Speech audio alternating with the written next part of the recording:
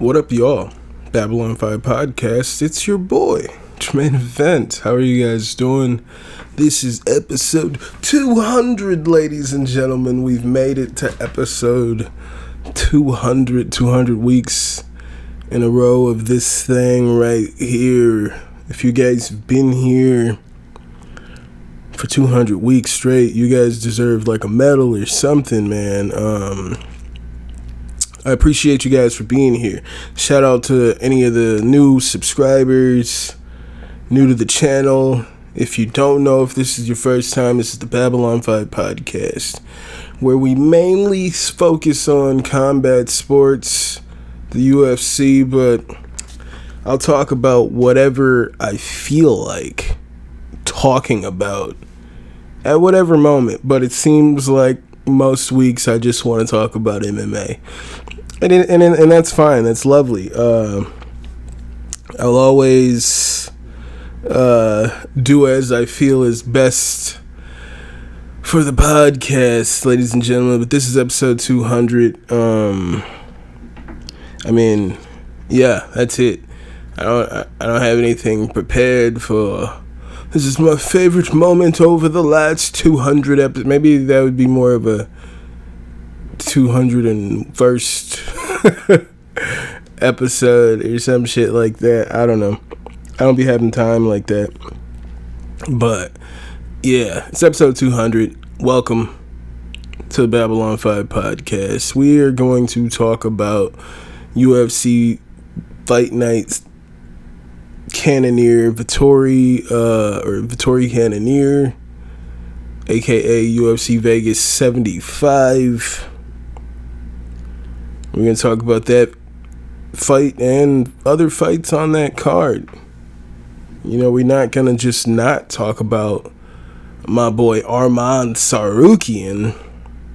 We're definitely going to talk about Arman Tsarukyan. We might even talk about Arman Petrosyan.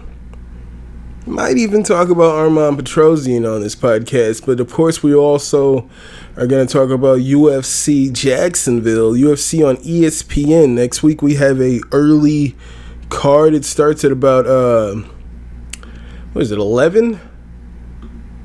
11 Central Time? Yeah, it'll be 11 a.m. Central Time is when next week's card starts, which is lovely. Do your cards like that every week.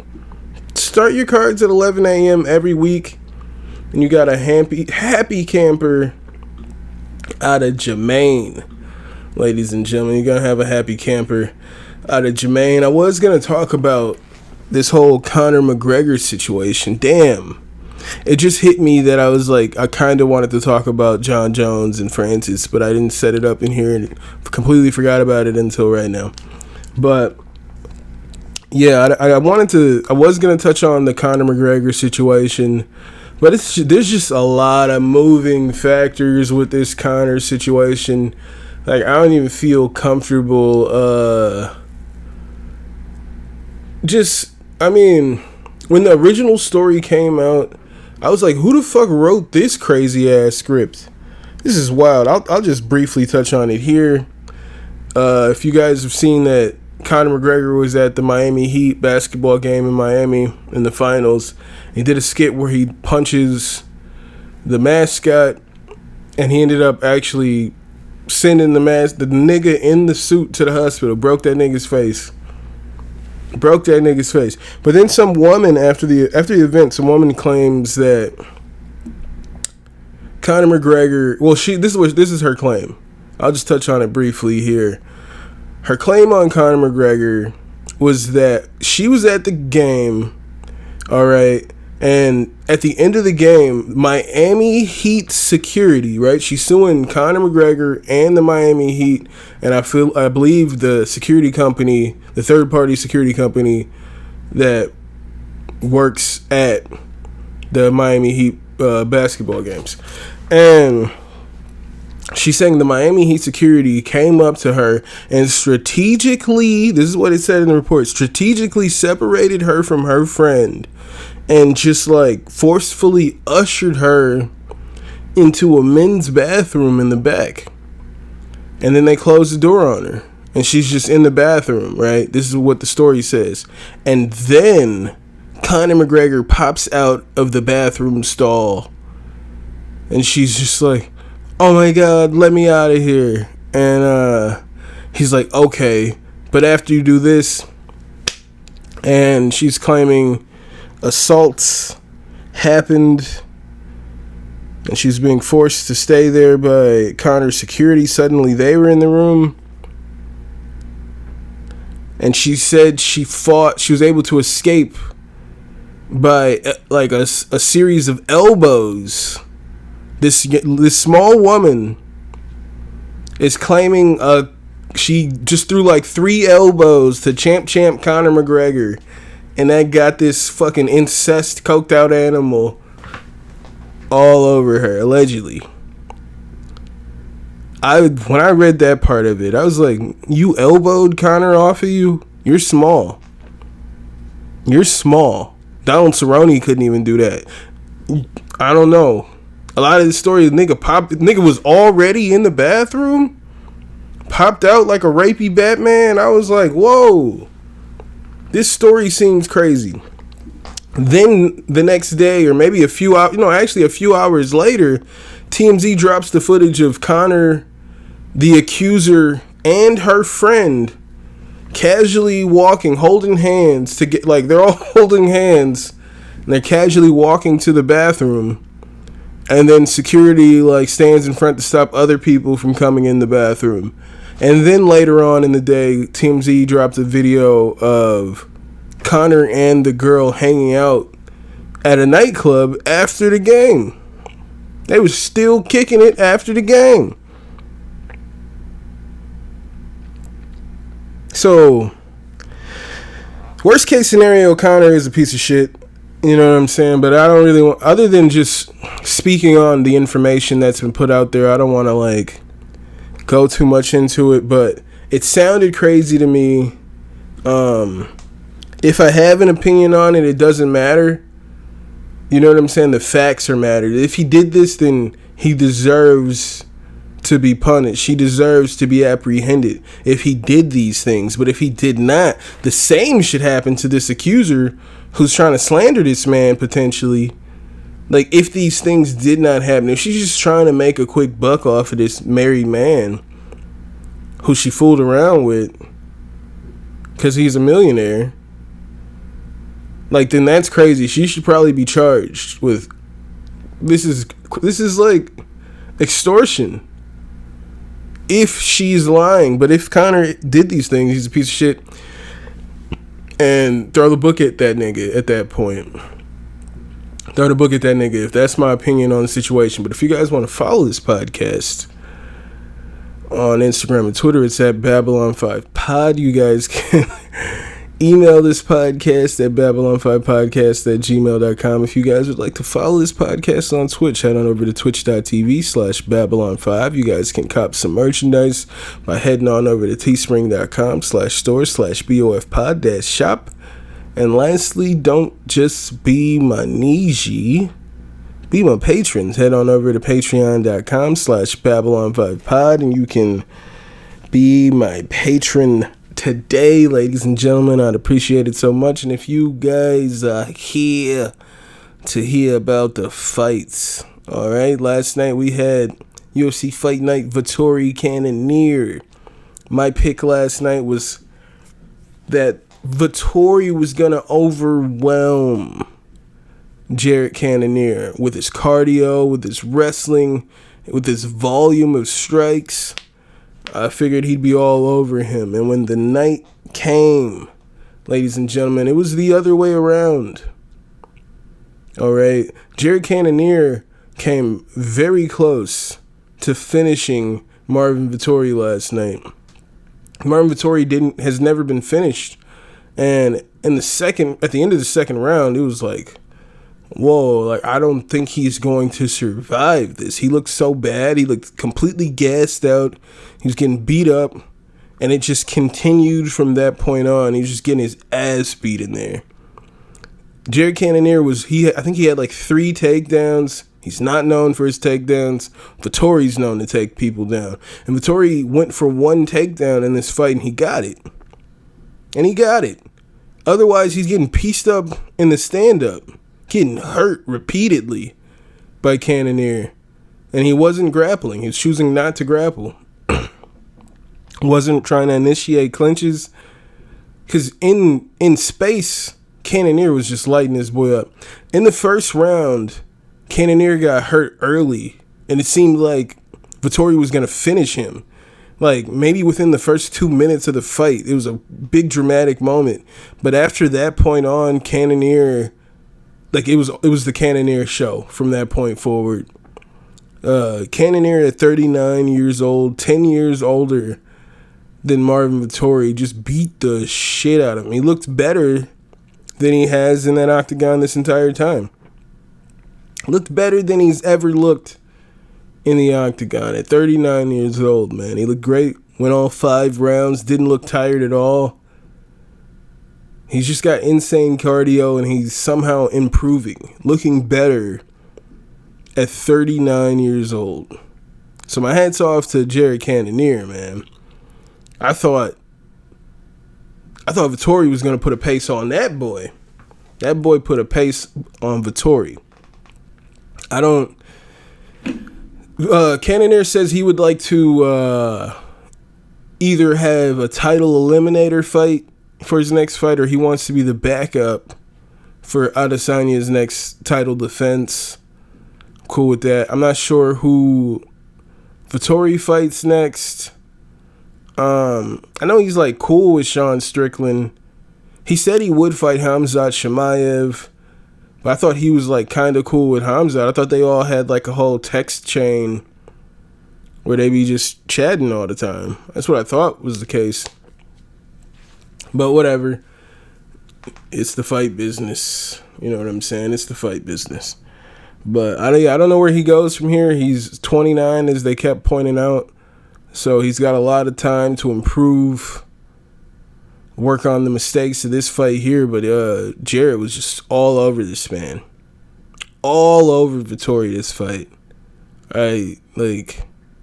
If the corner wanted to stop it going into, I don't know, because I'd say at the end of the fourth, Vettori did outstrike Cannonier. Let's look at these stats here. Yeah, so in the fourth round, Vettori outstruck him 37 strikes to 32. So I would understand that, maybe at the end of the fourth, you're like, shit, we don't need to stop this. But I think you did, because Vettori was getting his fucking ass beat in there. All right? He was getting destroyed. Maybe you should have stopped it at that point. It looked wild.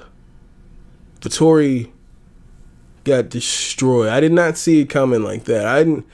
As I said, or I didn't say it to you guys, I was recording myself watching these fights just in case something interesting happens. And I was saying I'm rooting for Cannonier, but I feel like Vettori was going to win. But I'm happy to see Cannonier get the W. Definitely happy to see Cannonier get the W, man.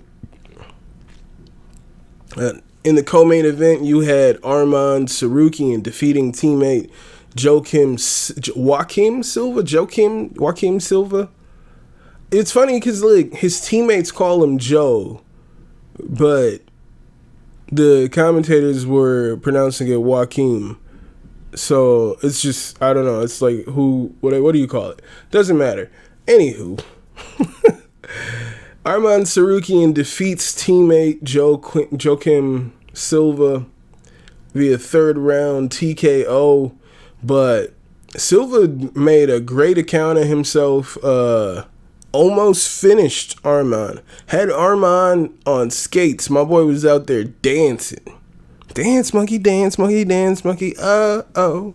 That was Arman Tsarukyan in the second round of that fight. When he was touching Arman in the first round, I'm sitting here thinking, dude, he's hurting Arman. Arman is clearly more skilled of a striker. He has more tricks, more tools to operate here. But when he's coming close and Silva's catching him with that quick, it's like a short hook that he kept catching Arman with, and he would hit Arman, and I was like, yo, man, he's hurting Arman. It looks like he's actually hurting Arman. And then in the second round, he caught Arman with something nice and had my boy fucking dancing in there. It was looking bad for Arman. It was looking bad. Arman was able to survive, and in the third round, he was able to come out there, take him down, and get the finish. But Joaquim Silva showed that he belongs. You know, he looked good. He looked fucking powerful.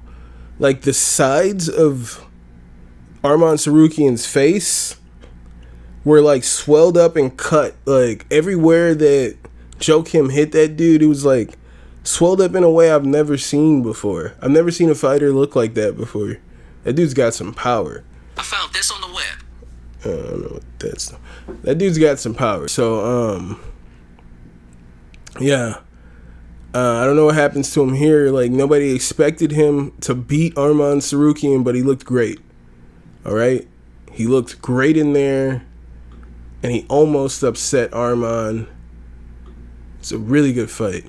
Arman Petrosyan versus Christian Leroy Duncan. Christian Leroy Duncan was, like, doing some super cocky-ass shit. I didn't see the second round. When the first round ended and I looked at my fucking Twitter feed, I realized at that point that my feed was behind like 6 minutes or so. People were tweeting out their scores for the end of the second round and even talking about what's happening in the third round. I was like, what are you talking about? First round is about to end. And I refreshed my stream and was like, dude, it's the third round. How did my stream get so far behind? So, like, I didn't see the second round. I saw the first round. Christian Leroy Duncan didn't look to be too accurate with his striking. And it looked like it was frustrating him, but he was starting to taunt. And at the end of the first round, he was doing this shit where he turned and had his back to Petrosyan and was backing up, coming at Arman Petrosyan with his back to Petrosyan. And I was just like, yo, this is the wildest shit. I was like, I'm concerned about Christian Leroy Duncan. And he ultimately lost. I was not impressed with what I saw in there. It looked pretty bad. So congrats to Petrosyan, who went in there and did the damn thing. Pat Sabatini looked like a monster. All over Lucas Almeida. It was a second round finish, but he damn near finished him in the first round. He was all over Lucas Almeida. Shout out to Pat Sabatini out of Philly. You got Manuel Torres finishing Nicolas Mata in the first round via knockout with a nice, perfect elbow. He hit him with that elbow, and like Mata looked knocked out. The second that elbow landed, his eyes shut, he was out. All right? It was over the second that elbow landed. It was beautiful. Yeah. Shout out to Manuel Torres. Nicholas Dalby defeats Muslim Salikov. Dude, Dalby, man. Every time I see Dalby fight, I'm like, dude, I like this dude. And I bet if I pick him for his next fight, in a fight where it looks like he should win, where he's the favorite, he's going to go out there and get dominated. He looked great against Muslim Salikov.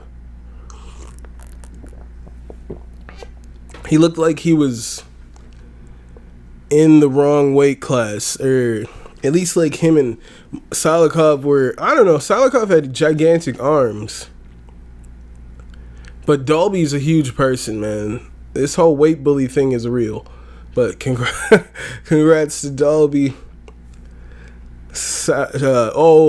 Alessandro Costa just destroys Jimmy Flick, dude. Flick, I don't understand how that guy made it to the UFC with what I'm seeing.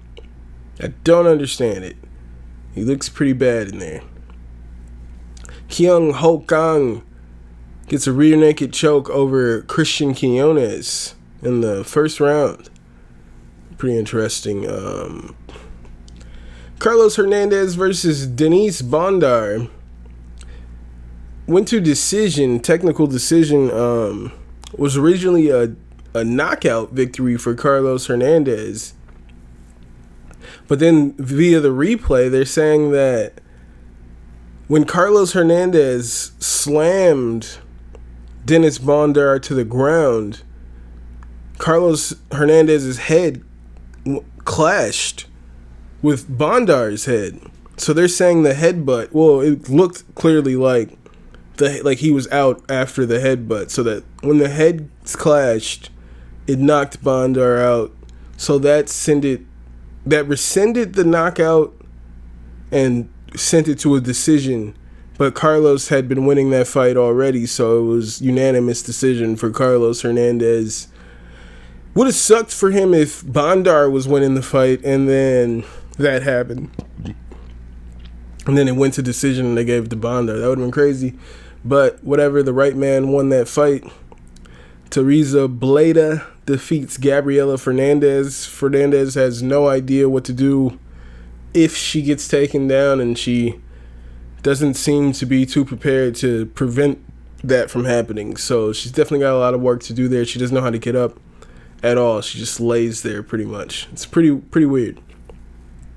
You got Ronnie Lawrence versus Daniel Argetta. So Keith Peterson, you had a highlight moment from Dominic Cruz in the night because Keith Peterson was reffing Ronnie Lawrence versus Daniel Argetta. And Argetta had Ronnie Lawrence in a submission. He had him mounted, and what is that? The guillotine? Is mounted guillotine? He's going for a mounted guillotine, and Ronnie Lawrence's hand kind of raises, but he doesn't tap. But it kind of like is just like waving as if he was about to tap. And Keith Peterson walks up and just stops the fight. And Hillman's like, I didn't tap. And he's like, yeah, I saw it. And he's like, I didn't tap. And Peterson's like, nah, I saw it. Then they go to the replay. And they're like, yeah, he definitely never tapped. He didn't tap at one point there. So then it was switched to a no contest. Originally a submission victory for Argetta, but because there was no actual submission, it was ruled no contest. Dominic Cruz was just going in on how Keith Peterson is ruining people's lives with his terrible decision making. Like, he's just going in on Keith Peterson. I cannot believe that they would let him do that. I can't believe they're not saying, hey, Dom, do not mention this again. I can't believe they're not saying that. But once again, another card, another fucking week of Dom just trying to shit all over Keith Peterson. It's pretty interesting. Main event, you had Modestas Bukauskas versus, or that's not the main event, first fight of the card, Modestas Bukauskas versus Zach Pauga. I thought Pauga won the fight. Somehow they gave it, one of the judges gave all 3 rounds to Modestas Bukauskas. That was weird to me. If you look at the stats, if that means anything, I guess it doesn't necessarily, because the person who does more according to the stats doesn't always win the fight. So Pauga outstruck Modestas Bukauskas in every round.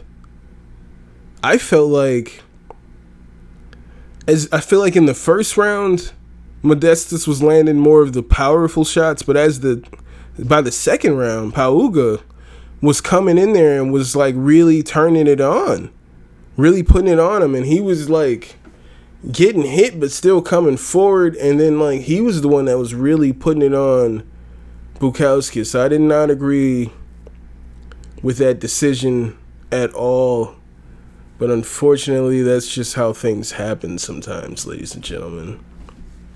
It's just how things happen. It was a great night of fights. If you guys did not see that, go ahead and check it out. Next week we have Josh Emmett returns to face Ilia Topuria. All right. Ilia Topuria El Matador.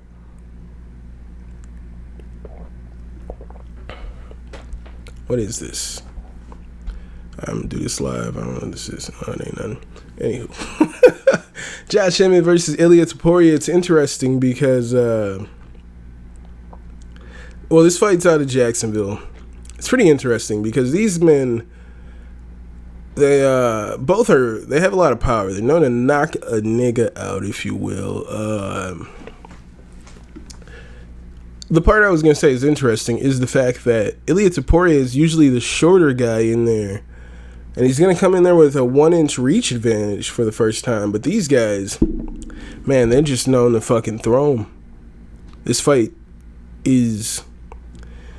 has to be exciting, honestly.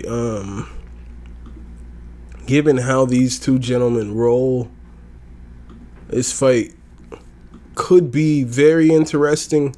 But I personally feel like it could be interesting for the 1 or 2 rounds that it's gonna go, if that. I say at max 2 rounds before someone is finished in this fight. I don't see it going 5 rounds, dude. Topuria is a beast. He can fuck you up with the standing. He's so fast, so powerful. His jiu-jitsu's great. Doesn't usually need to display it because the hands are so crisp. The hands are so crisp, you don't get a chance. And then if you can get a chance to get in there, you find out, oh shit, he's amazing at this too.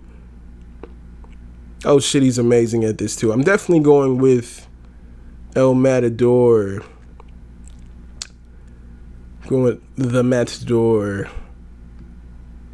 Ilia Topuria in here, man. I just want to look at these stats.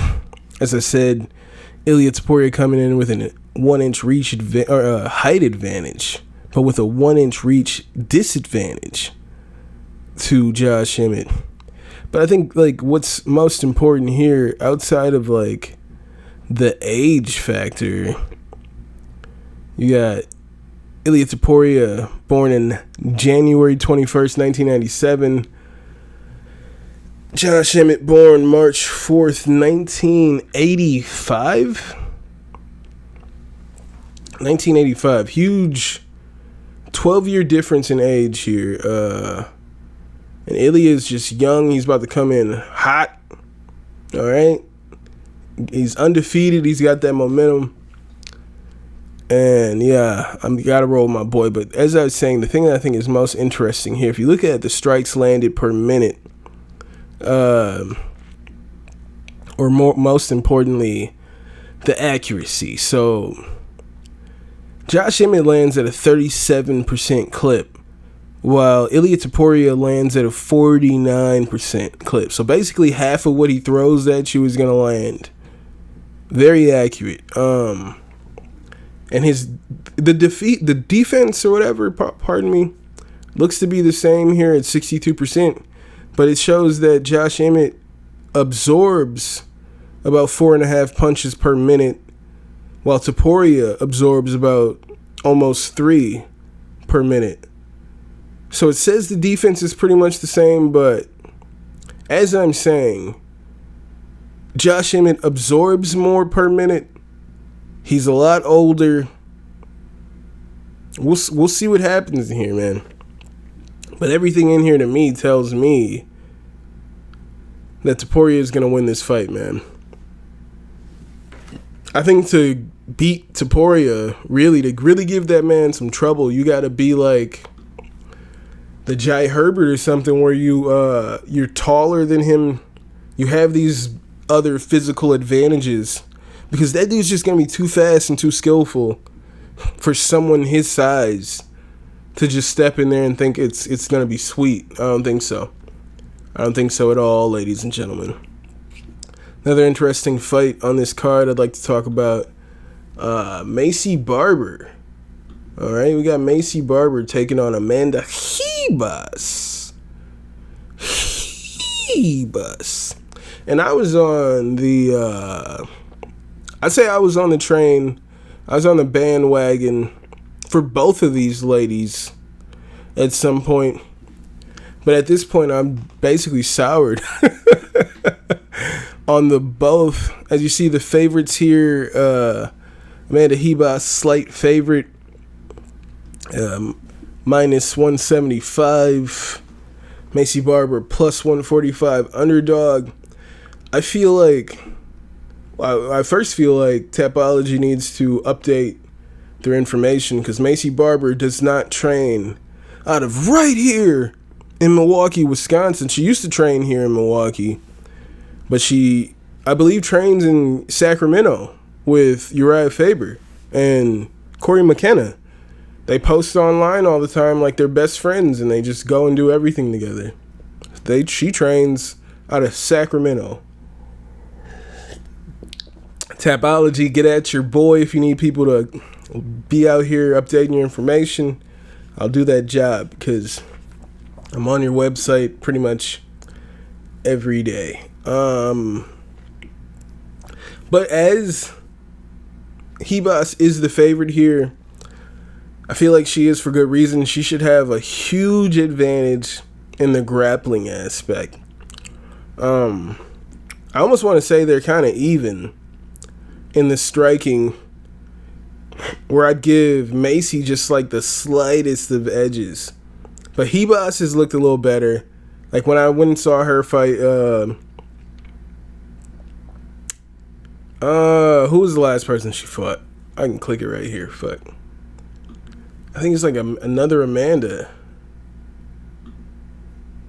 And that was another Brazilian, right? Oh, Viviane Araujo. I thought Viviane Araujo was going to dominate. But she was working Viviane Araujo with the hands. Viviane Araujo let Ribas look like a monster with the hands in the last fight. And I don't feel like she's going to see that kind of success against Maycee. I think Maycee's a lot tougher, and just, she's got that karate background. She just comes from striking. So she's going to be a little better there. But I don't think Maycee is going to, from what I've seen, she was able to get back up when she was taken down in her, was it her last fight? Who did she fight? Oh, Andrea Lee, Jessica Ai, maybe Montana De La Rosa took her down, but she's looked good when she was taken down. She's able to get back up. She looks much improved, Maycee Barber, that is. Damn, she's 25? I guess that being the youngest champ thing is out the window. She used to have a countdown. They'd interview her about being the youngest champ. I guess they don't mention it anymore. I'm going to try to stop hating.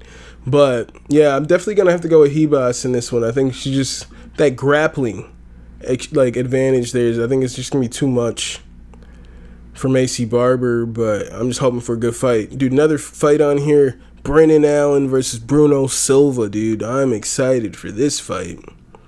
And I'm definitely all in on Brendan all-in Allen, dude. People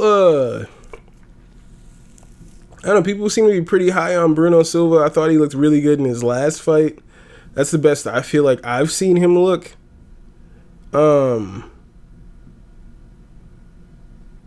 Yeah, it's pretty much, he beat Brad Tavares in his last fight. I think Brendan Allen is just going to be better than him everywhere. Brendan Allen's a fucking dog in there. Big fan of Brendan Allen. That's an exciting fight. On paper. That's an exciting fight. Neil Magny versus Philip Rowe. Zhalgas Zhumagulov. Like, I feel like this guy is scheduled to fight on every week's cards. He's scheduled to fight this guy Joshua Van next week. I swear he was just scheduled to fight yesterday. He should have fought yesterday. Yeah, he should have fought Felipe Burns yesterday. And then he should have fought Rafael Estevam back in May. And on the same night, he was supposed to fight Nate Maness back in May. Just put that man on every card. He's never fighting again, all right? He's currently on a 3-fight losing streak, but he's currently at the peak of his popularity. He's a celebrity for the diehards. Shout out to Jamal Emmers. Jamal with the extra L. Gotta roll with my boy Jamal in here. It's gonna be a good card. Tabitha Ricci versus Jillian Robertson. That's an interesting fight. Jillian just beat Tabitha Ricci's teammate, who was it, Piera Rodriguez? It might have been Piera Rodriguez. Okay, her name is Piera Angela Rodriguez Giunta. And I could have sworn Tabitha Ricci was in this girl's corner. Maybe I'm wrong. Because when I click the affiliation, I don't see.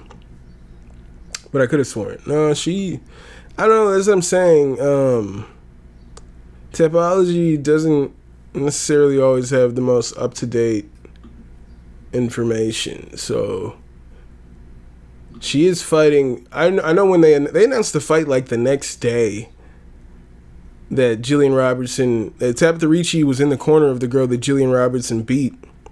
And then they announced this fight the next day. I was like, that's pretty interesting, because she was just there. I guess she feels like she saw something in Jillian that her teammate wasn't able to exploit that she can.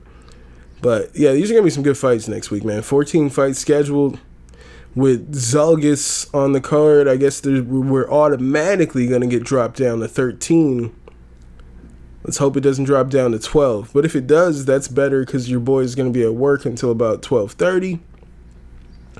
So I won't be able to see the first few fights unless a few fights gets canceled, because then they usually like just push back the start time. Like if one fight gets pushed back, then they push it back like 15 minutes. Like if the card's supposed to start at 6, it doesn't start till like 6:15. They'll be like, and now we got this nigga, blah blah blah blah. That's literally how it does every time. It happened last time, so it's just how it goes. But yeah, it's gonna be some good fights. I forgot to put it in here, but dude, there's a PFL event this past weekend. Jon Jones and Francis Nganou come face to face, and they let me see if I can find it actually, because I'm thinking I could just probably go to Twitter. They come face to face in the entire room. Okay, like all the ring girls, the entire audience. They got I seen Dan Hardy was in the octagon or whatever they have there, the smart cage, and everybody just like stopped what they were doing to watch this. Let's see.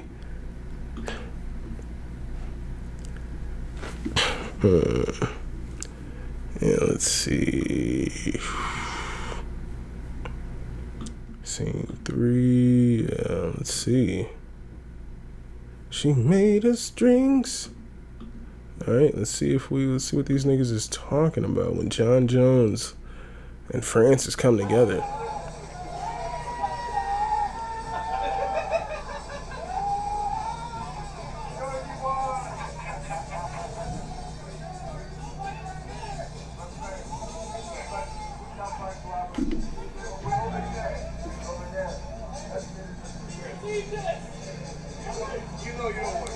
You don't want no smoke, Francis.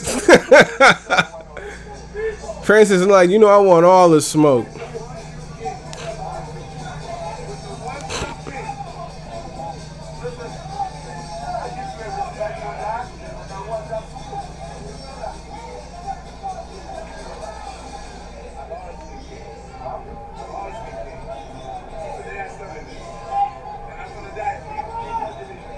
In your division. Yeah, this is so cool. Everybody.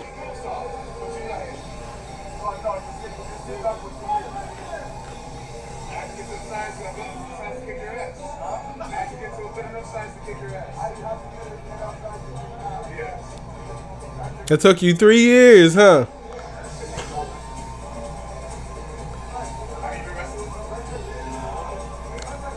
It's so cool.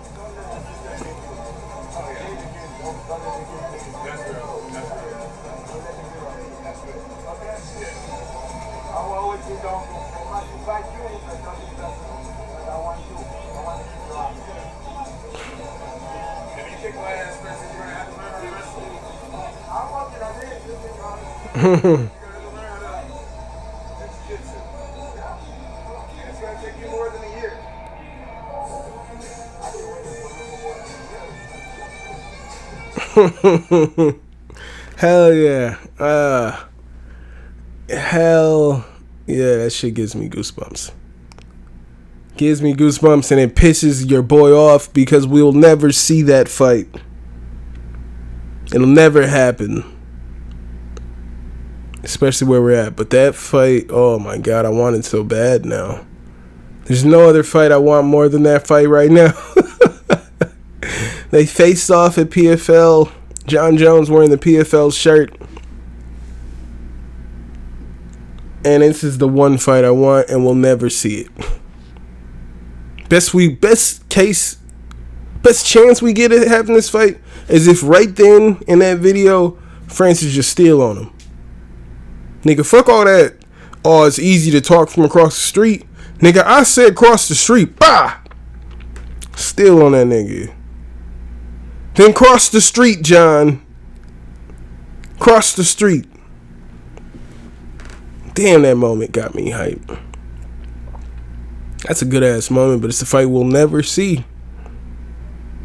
We will never see that fight, unfortunately. But if you guys would like to follow this podcast on Instagram and Twitter, it's at Babylon5Pod. You guys can email this podcast at Babylon5Podcast@gmail.com. If you guys would like to follow this podcast on Twitch, head on over to twitch.tv/Babylon5. If you guys would like to cop some merchandise, head on over to teespring.com/store/BOFpod-shop.